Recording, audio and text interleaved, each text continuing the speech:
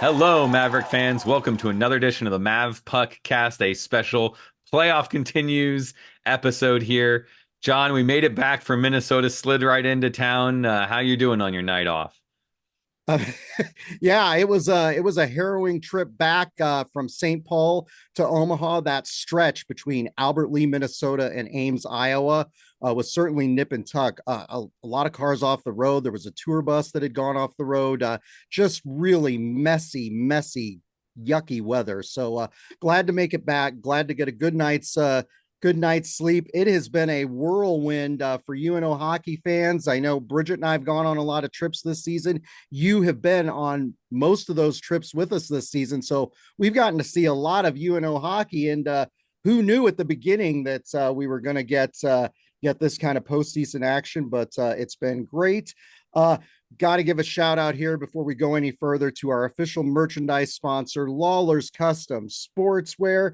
Lawler's is currently selling long sleeve tees and hoodies commemorating the NCAA regionals. Jason and I are wearing the NCAA regional hoodies that Pat is currently selling. So glad he did a hoodie for this shirt. And so glad your wife went and picked these up for us yesterday. That is awesome. So fans, you might want to pick up your regional gear, especially if you're heading up to Sioux Falls to watch UNO play in the NCAA tournament. And as a bonus this week, Pat gave us 4 of the Frozen Faceoff shirts that we showcased War on the last podcast episode. Huh? Yes, that we showcased on last week's episode. And so we've got 4 of these to give away. So if you want a chance to win one of these shirts, visit mavpuck.com/giveaway to sign up. All right. And then John, we'll put a link to that in the chat, won't we? Yes, you will. Down in the description. Yep. If you're watching this on YouTube, you will see that link on your screen. And if you're not, because we met a number of fans this weekend that enjoy listening to the podcast, go to the description on whatever podcast platform you enjoy, and you will find a link to that giveaway. So be sure to visit and be sure to enter. But we've got to talk about UNO's first ever appearance in the NCHC Frozen Faceoff at the Xcel Energy Center in St. Paul, Minnesota.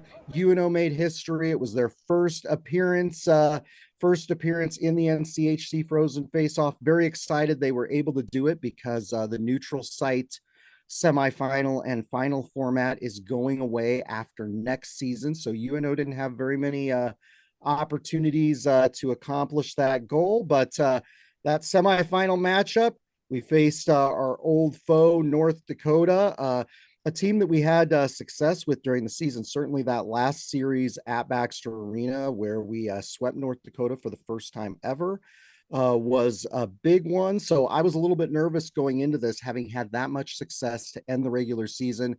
I knew North Dakota was going to be chomping at the bit to get redemption against us. That first period Friday, 1:18 into the period, North Dakota's Jackson Coombs puts the Fighting Hawks up 1-0 early. That was a big tone setter for him out of the gate. Yeah, with all those fans in the arena, it was a dicey thing for us. It was a fluky goal, just kind of bounces around, ends up on a North Dakota stick and a backdoor play, and there was just nothing that Simon could do to get over and stop that. And I remember saying before the game, like, all I want is just for us to be competitive in this game. I don't want to get blown out. I just didn't want to see them come all this way to kind of have that disappointment. And so I was really worried that early, are the hockey gods against us and this kind of thing. And so definitely concerning that quick of a goal. Absolutely right. Certainly we didn't have as many fans as North Dakota. They travel extremely well. But a lot of UNO fans made the trip up. So I wanted UNO to have a good showing for the fans who made the trip, because we don't get to participate in these postseason postseason playoffs and tournaments all that often. So North Dakota held that 1-0 goal throughout most of the first period, and then late in the first, 18:30 into the period, UNO's Zach Erdahl scores on the power play, ties it up. The Mavs really worked the puck well around the offensive zone on that play. Assist to Lansdale and Gavin. It's 1-1. UNO is tied with North Dakota at the end of one. Good position for UNO to be in. Yeah, definitely. I think North Dakota was already thinking 1-0 lead going into the locker room, so those late goals are kind of backbreakers for teams like that. It's UNO's only power play of the night, and so to see them be able to kind of convert on that, I think was a big thing for our guys going in the locker room saying like, "Hey, we can do this." And both lines, both power play units were effective. The first unit really worked the puck around, like you said, John. And I think that sets up this second unit coming on and just kind of continuing that momentum. And then to get that goal late in that power play, I think you felt really good getting out of the first, a very even period again. So yeah, looking good after the first intermission, at least to have a chance at this. Absolutely. And then that second period was kind of a barn burner. 6:17 into the second. Matt Miller puts UNO up 2-1. Nolan Sullivan had a big face-off win that helped set up that goal, and great position for UNO to have that lead. Simon Lacoste had some big saves during this game, and certainly there was a big stop of a breakaway attempt by North Dakota's Blake. But late in the second period, 17:06 into the second, Jimmy Glynn puts UNO up 3-1. He shot that from way out at the Frozen Faceoff logo. Glynn, one of those lunch pail hard hat guys, has really been performing well the past couple of weekends, Jason. Yeah, it's good to see the puck go in for him and get some luck because all these guys are these hardworking, heavy hockey players, and I just love to see them get rewarded with things like that. And a 2-goal lead against North Dakota, late in the second period, the guys were sky high on that. Big props to Simon because making those saves. There was a couple that he made, but you mentioned the big one on Blake on that breakaway. It really let the guys feel like we can jump some lanes and play some heavy hockey.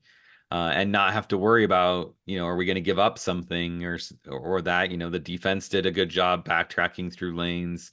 So some of those 2-on-1s and stuff ended up with, nothing because our defense, particularly Proctor and Mancini, did a great job of coming back in lanes and breaking those things up and giving them no options. And so you really felt good about that. And so to see them really go toe to toe and win a second period and say like that period we were better than North Dakota, I think is huge for this team going into the third. Absolutely right. In the closing moments of the second, North Dakota's Hunter Johannes narrows Omaha's lead to 3-2. So it was 3-2 after two, but a good position for UNO to be in. And third period, 78 seconds in, Omaha's Brock Bremer turns on the Jets, chases the puck into the zone, and puts UNO up 4-2. Brock's a player we've been talking a lot about, and that was a big goal for Bremer and for the Mavericks to start off that period. Yeah, just like that first goal in the first period by North Dakota, you let that one in, and it's an entirely different game for North Dakota at that point in time. They're down 3. You don't have a lot of time left. You're in the third period already. They're going to start, having to kind of gamble on some plays and stuff like that. And I felt really good when the Broxquito got in there and netted that one. He's such an exciting player. That was great to get that 4-2 lead early on. But about midway through the third, North Dakota's Jack Livanovich narrows the lead to 4-3. And my heart was starting to race a little bit because I'm like, this is going to be a barn burner that's going to go down to the wire. A little over a minute later, Zach Erdahl pops the puck in at the side of the crease. It's 5-3 UNO.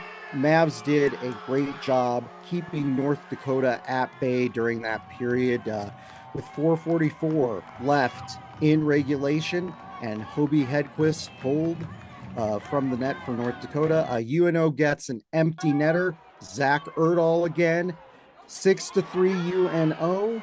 Hat trick for Erdahl. Uh, saw the hats flying on the ice, Jason. I did Yeah. not throw my hat on the ice. I don't know, John. That's like a big faux pas in hockey. You got to throw your hat. Couldn't do it.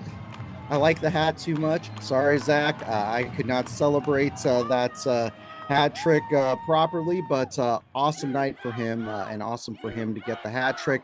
Mavs go on to win the game 6-3, a huge win.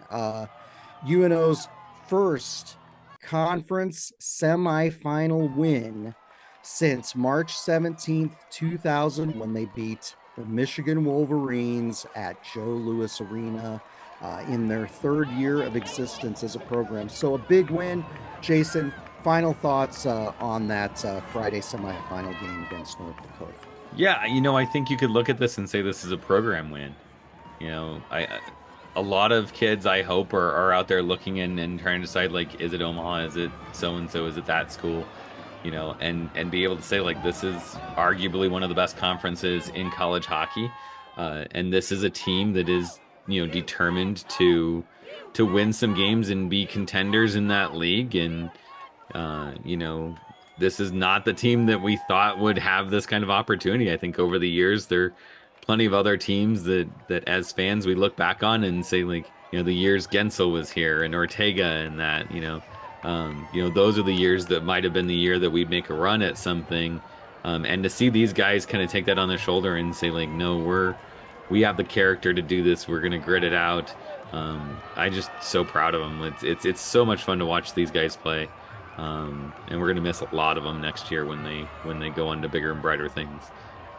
Absolutely right. It's been really special. And like you said, we had teams that had far more talent up and down the lineup, but these guys have played really well together as a team. And it's just been a privilege to get to watch them as a fan. And it's been a pleasant surprise here in the latter stages of the season. So we go in to the Saturday night game, the Frozen Faceoff Championship. We knew it was going to be tough. Lots of talented players on that team. Guys like Jack Devine, Massimo Rizzo, the Bouillon brothers, very, very talented, very, very talented skaters on that team. And that first period Saturday, it was scoreless throughout the first half of the period. 13:56 into the first, Brock Bremer, the Brock Skeeto, puts UNO up 1-0. It's 1-0, UNO after one. How did you feel with UNO being up against DU after that first period? Felt good. We looked pretty good. I'd say, like, we didn't get a lot of shots on net that we were looking for. A lot of stuff was getting blocked. That's kind of a Denver thing. But at that point in time, like, Bremer getting that goal, huge, emotion boost. Crowd was in it. I think a lot of people made the trip up for that Saturday game. The crowd seemed more UNO friendly, I thought, certainly than when you're covered by the sea of green, unfortunately. So yeah, like, I think you were feeling really good, but you also know, like, this is Denver. This is one of the top scoring teams in the country. They'll start to pour it on here, and this can get away from you, really, really quickly. And so you do kind of worry. It's just the first period. You got to go out. You got to win a second period. You got to keep these guys contained. High pressure. I think the guys knew what they needed to do to close this out after that Bremer goal. And the big thing was staying out of the box. We killed off that late one with Tanner getting that kind of odd call with contact to the head. I still watch the replay and I don't know that that's worthy of a penalty at all. So I'm glad they didn't go as far as kicking him out of the game, because that seems to be the MO with these guys, with the referees and stuff. So good first period, but you got a lot of game left. Absolutely. Like you said, we weren't getting the kind of sustained offensive zone pressure that we had gotten on Friday night against North Dakota. It's a tough thing to do against a team like DU. And when DU gets rolling in their offensive zone and they start cycling the puck, they can be hard to stop. 1:33 into the second period, McCade Webster ties it up for DU, and then 4:54 into the second. Webster gets his second goal of the game to put the Pios up 2-1. It's 2-1 DU at the end of two. I was just constantly thinking to myself throughout that second period, and the early stages of the third period that UNO really needed to get the next goal. They really needed to get the equalizer. Yeah, and some sustained pressure. We're starting to get a lot of stuff off the rush, and that's not the way that we like to play. That's very much DU. They're a high flow team. What I think some would say is that traditional kind of NHL methodology. So there's a lot of movement with that, with the breakout, and they like that cycle in the zone. And we struggled stopping the cycle. We struggled with kind of containing them in that first pass scenario. That's something that we did really good at CC that we just didn't do well at DU, and we weren't doing well in this game is shutting down that first pass, clogging them up in their own zone. And then, we had some great opportunities in that second period. We had Mueller go over the net. Those two things don't show up as shots on the board, but like we needed some of those to go in, and we just weren't getting that kind of luck that night. 15:50 into the third period. Mikko Matica puts DU up 3-1. At that point, you're like, this is a tall hill for the Mavericks to climb. DU goes on to win 4-1 and win the Frozen Faceoff. But I think you would agree the game was closer than the score indicated, and a really good performance for UNO at the Frozen Faceoff in St. Paul this weekend. Yeah, Coach talked about it in the post-game presser. Like, there's a lot of stuff you take from this weekend, not just the North Dakota game that you won, but also this game that you lost. That are good, positive things for this team to look at moving forward. And I think it was Randall that had said, like, there's some relief knowing that this isn't our last game. Like, there is more to come. Because they did make the regionals. So, they have another opportunity at least to show what they can do and find some redemption. And, they'll go back, I'm sure, with coach and look at what's here and what happened and where they could have been better and, where they struggled and, adapt and hopefully find more success here later this week. Right. For a team that hasn't had a lot of postseason success, it's been a really, really good run. So props to the guys for playing hard and playing well this past weekend at the Frozen Faceoff. But Jason, I've got to ask you, who is your player of the week for UNO in the NCHC Frozen Faceoff?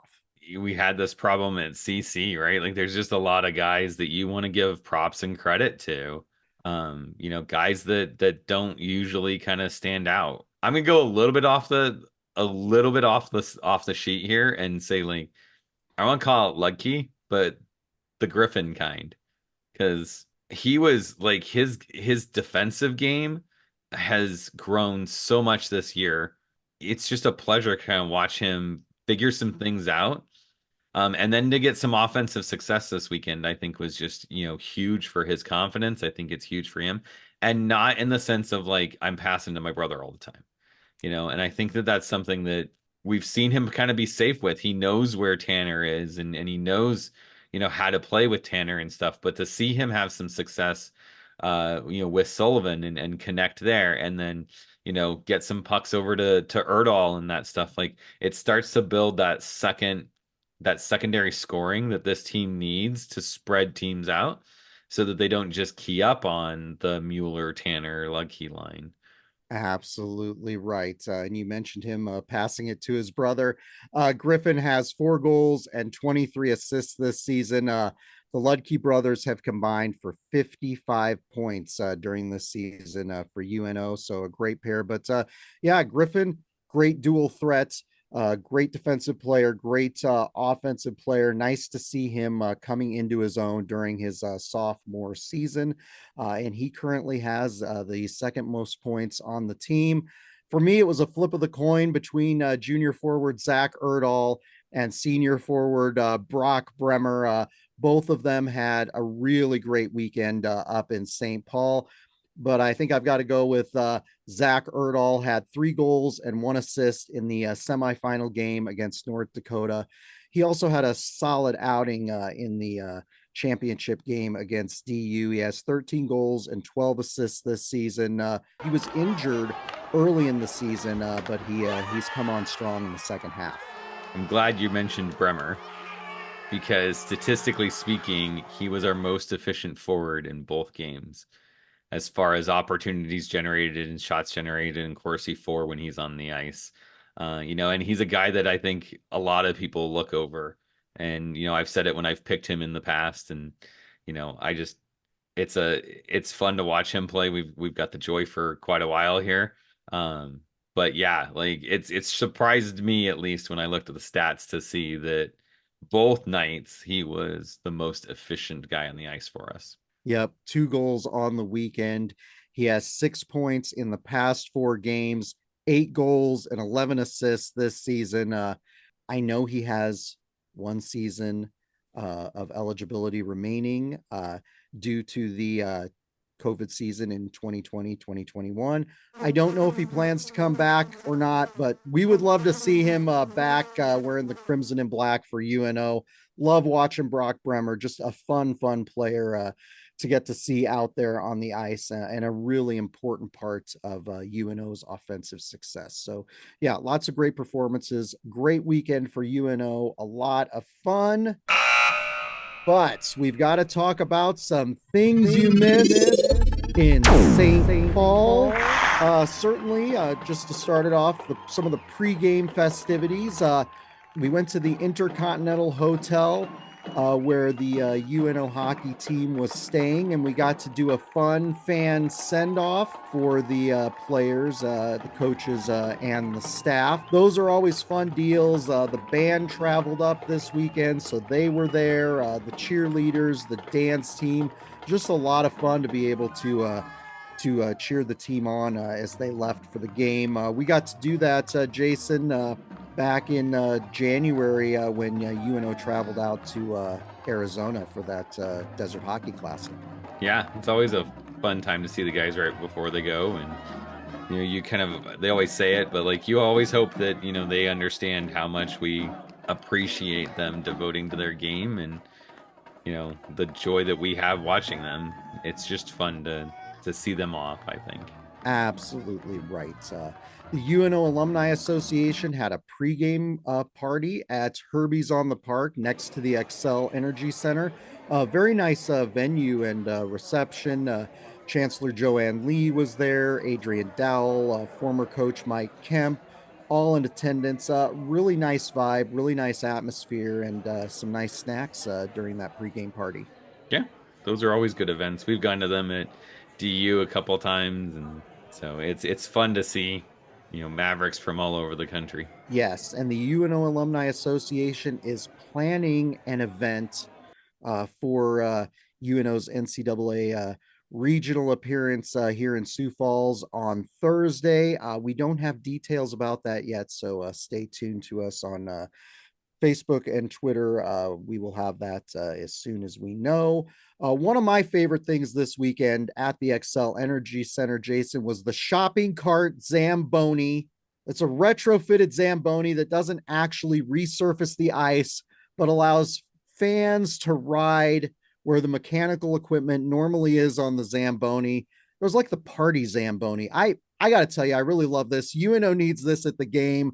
They would feature fans of both teams playing in whatever game it was. What do you think about the shopping cart Zamboni, Jason? I wish I had a chance to ride in it. That would have been fun. That would have been a lot. Yes, that would have been great footage for this podcast. We definitely would have gotten that thing rolling around the ice. So this is 2 weekends in a row that we've had some fun intermission stuff between the shopping cart this weekend and the Zamboni cam last weekend. Like we gotta up our intermission game at Baxter Arena. Absolutely. I would love to see the Zamboni cam at Baxter Arena next season. I would also love to see a shopping cart Zamboni. So they need to get together with Hy-Vee and make that happen. One of the other fun things at the Xcel Energy Center, this was during the Saturday night championship game against DU. There was a fan falling asleep in the stands, or maybe he was just passed out. He looked like he had been there since the he's North Dakota. I guarantee you he was passed out. Maybe I couldn't tell just glancing at the Jumbotron if he was wearing Minnesota Wild gear or North Dakota gear. Whatever the case, the guy looked like he had had quite a bit to drink, but they showed him on the Jumbotron, and fans around him put a popcorn bucket on his head and then stacked various cups on top of that. He finally woke up later in the game and got a standing ovation when he woke up. What'd you think about? Again, I don't know if this was a total setup or not. The cynic in me is like, they just set this up so that it'd be something interesting for us to see during the game. But assuming he was actually asleep or passed out, what did you think of that little bit? I don't much care if it was a setup or not. It was pretty comical, and his face when he finally woke up and they had him up there and everyone gave him a standing ovation of like what happened. I don't know. I think he really was like totally out of it. Moscow, of course, losing in the championship game last year.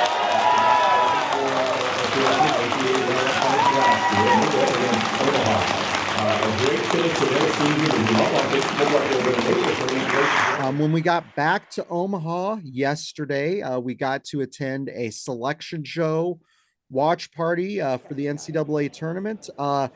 It really was not a surprise to those of us who just kind of geek out on this stuff and follow all of the little nitty gritty details. But it was nice. Fans had an opportunity to RSVP to watch the NCAA selection show with the team at Aksarben Cinema. I will tell you this, previous 4 NCAA tournament appearances, the fans did not get to go celebrate with the team. Obviously 2021 we didn't, fans weren't allowed at all, and fans were not allowed to go to the NCAA regional that year that UNO appeared in Loveland, Colorado. But in 2015 I know the players watched by themselves with the staff, and fans were next door at Dudley's Pizza and Tavern. So this was really kind of a treat to get to be there with the team. Lawler's Custom was there, selling NCAA merchandise in the lobby. Jason, what did you think of getting to go to the selection show? It was fun.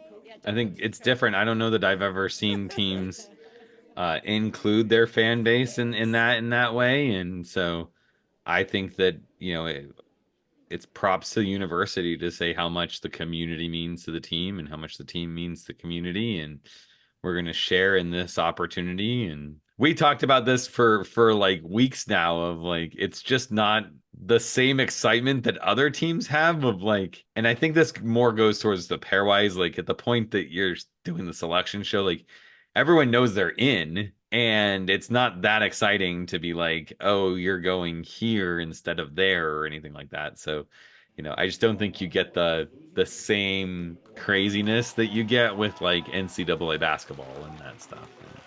And that's okay. Like I think this is really more about bringing the fans and the team together and sharing, and like this is it. We're going to make a run at a national championship.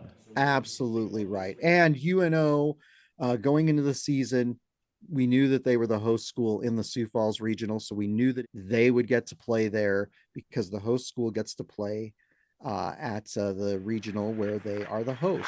So, Brent, what do you think about UNO? Of course, we knew they were going to be in the Sioux Falls regional as the host school, but what do you think about the matchup with Minnesota coming up this Thursday? Yeah, trying to get some revenge on them from a couple years ago in the COVID year tournament. Pretty cool that we get RIT again. Last time we made the Frozen Four, RIT was in an upset Minnesota State. I think it matches up. I think Omaha, as they said on the selection show, they're playing pretty hot right now. I wouldn't want to play them, so hopefully we can get some revenge on the Golden Gophers. So as we mentioned, UNO is going to be playing Thursday in the Sioux Falls Regional as the host school. We are a number 3 seed. We are going to be playing number 2 seed Minnesota. The Golden Gophers are going to be our first round opponent.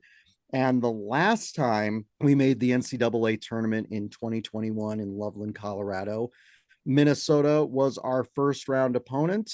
The Mavs that year lost to Minnesota 7-2 in the Loveland Regional. So don't take anything for granted here, fans, because a lot of people that year picked UNO to win that regional game, and They essentially ended up getting blown out. So that was a really tough loss. The other game in our regional in Sioux Falls is number 1 seed Boston University against number 4 seed, the Atlantic Hockey Qualifier, Rochester Institute of Technology, RIT.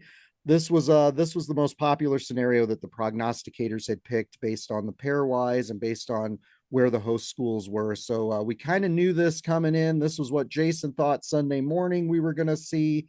Just a few little notes on Minnesota here. Minnesota is 22-10-5 overall. They finished third in the Big Ten this season. They lost to the Michigan Wolverines in the Big Ten playoffs. They are 7-5 in games decided by 1 goal. And as we know, UNO has played in a lot of games this season and had quite a bit of success in 1-goal games. Minnesota is led by a familiar face. Head coach Bob Motzko is 135, 70, and 17 in 6 seasons at Minnesota. Combine that with his 13 seasons at St. Cloud, he is 411, 262, and 66. A very experienced coach. When he was at St. Cloud, that program had a lot of success against UNO. Jason, what are your thoughts going into this regional game against Minnesota out of the Big Ten? I think it'll be a good game. I think this is a team that plays, Minnesota's a team that plays very similar to what UNO plays. Statistically, like up and down the roster, you're looking at a lot of the same kinds of guys, same kind of style. They're going to rely pretty heavily on their goaltending. I think we need to get on them early, get some traffic there, make them think about things. Don't let them get into a groove. And as always, like stay out of the box. That's kind of just a general thing with Omaha. We struggle if we're taking a lot of penalties, and so clean games, I always like our odds in it better. If we can get a power play goal or two in the game, I think that's gonna go a long way as well.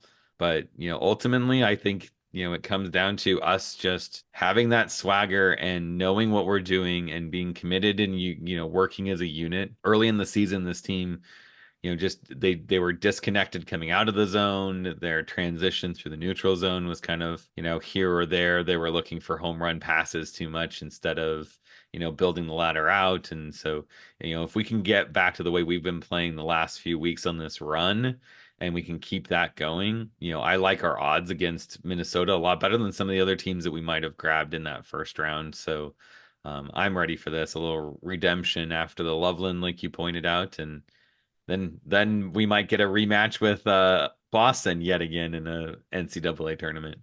Yes, Jason is very excited about that potential possibility, but we're not going to get ahead of ourselves.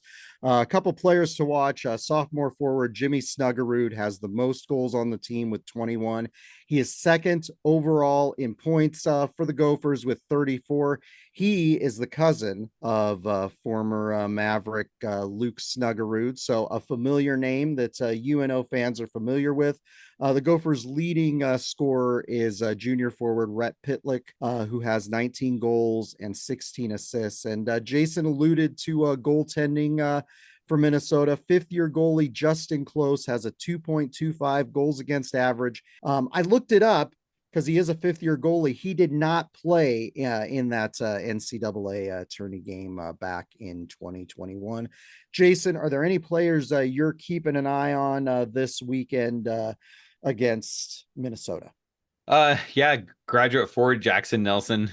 He's a threat. Got to watch out for him. The other thing I like, they've got a nice, good young puck moving defenseman in Luke Mittelstadt. He's a guy that we've got to get on early, especially our forwards.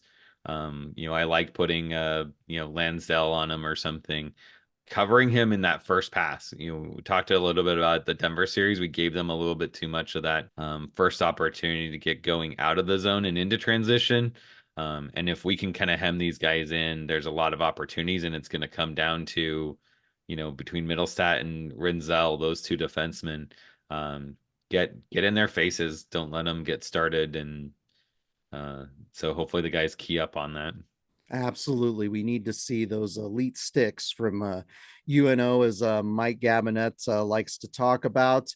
But I got to ask you, Jason, what's your pick for this weekend?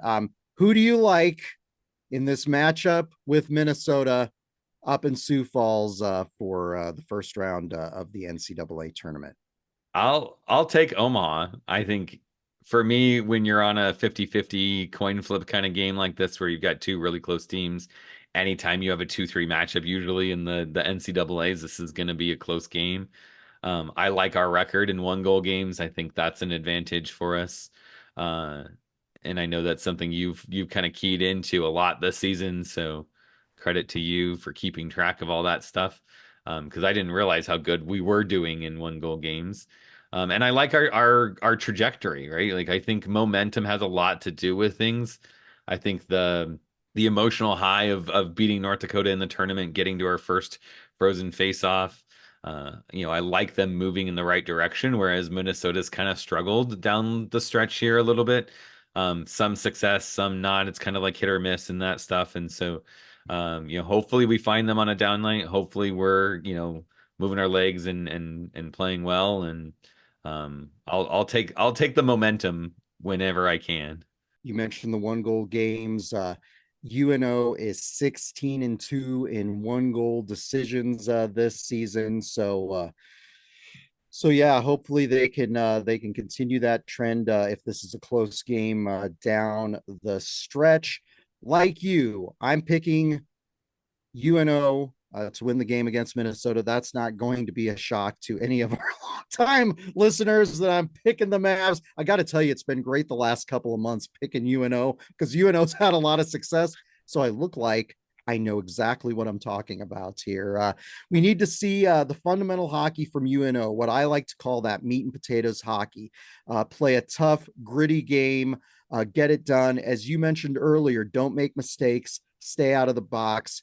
That's one of the things that killed us against DU on Saturday night. It's the NCHC Frozen Faceoff championship game. And 3 hours from Omaha, the closest regional we've ever had. And so I really hope UNO fans take advantage of the opportunity. I know this is a busy week with Easter coming up, and I know it's tough because it's a Thursday, but if you have an opportunity to go up there, to drive up after work, I would really encourage you to do so. UNO is playing the late game. They're playing the 7:30 game up there at Denny Sanford Premier Center. Lots of seats in the arena. North Dakota was planning on being there, so there are a lot of seats for sale on the various reseller websites like StubHub. So be sure to take advantage of the opportunity if you have any inkling to do so, because it should be a lot of fun, especially for those who have not attended an NCAA tournament game. It's a fun thing to get to do as a college hockey fan, because a lot of times UNO ends up in one of those East regionals back in Massachusetts, which is just impossible and it costs a fortune to travel to. We've done that in the past. Logistically, it's very hard to do. So make the drive up to Sioux Falls if you're inclined. And As I I mentioned, think it's important yeah, to point out, like, there's a lot of ways that you can get tickets. I know there's not a ton available on direct from Ticketmaster, but I have seen the secondary markets start becoming available. You mentioned some North Dakota fans selling theirs tickets, but you also have UNO having their limited allotment. And I know that email went out last night. Well, last night of when we're recording this, but you have a Tuesday at noon deadline to get those in. So knowing when this is probably going to get out, you probably don't have a lot of time from when we release this episode to get in on that UNO allotment. So yeah, like John mentioned, this is a unique opportunity for fans to see your team play so close to home. As someone who's followed college hockey for multiple decades, I can tell you that this is the cheapest NCAA tournament travel that I ever have, like, remotely close ever come to. This is insanely cheap for something, because usually you are flying to Boston or Philly or New York kinds of places to get to these smaller arenas and stuff out on the East Coast. So I'll second what John said. Like, all of us Omaha fans, I'd love to see us just pack the center up there and show the guys that win or lose, we're behind them and we appreciate them and we support them. And I know that they'll appreciate that. absolutely. Let's get out there and support the boys. Thursday's game, as I mentioned, will be 7:30 p.m. Omaha time. And if you want to watch the game on TV, it will be on ESPNU. You can listen, of course, to both games here locally in Omaha on 1290 Coil or anywhere on the Varsity Network app. Mike Valancourt and Terry Leahy will have the call. And as I mentioned many times before, be sure to follow Mavpuck on Facebook and Twitter for updates throughout the week on that alumni events that we don't have details on any other fan festivities going on for this NCAA regional up in Sioux Falls. Be sure to stay tuned. But Jason, until next time, go Mavs. Go Mavs.